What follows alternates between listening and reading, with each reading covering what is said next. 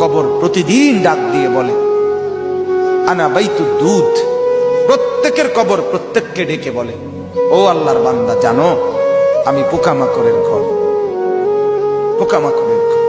তুমি তো সেই বান্দা যে একটা মশা কানের পাশ দিয়ে উড়ে গেলে তোমার ঘুম বন্ধ হয়ে যায়, চোখ মিলে যায়। একটা মশার গুনগুন আওয়াজ সহ্য করতে পারো না।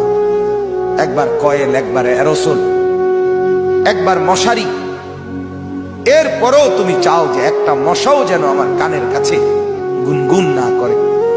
তো 5 ঘন্টার ঘুমের জন্য, 6 ঘন্টার ঘুমের জন্য বান্দা এই যত্ন নিলা, অনন্তকাল কিংবা বছরের পর বছর কবরের যে ঘুম দিবা, পড়ে থাকবা সেই ঘরে, পোকা মাকড়ের ঘর, সেই ঘরে তুমি ঘুমাইবা কেমনে, থাকবা? আমার বাপ, আমি থাকবো কিভাবে?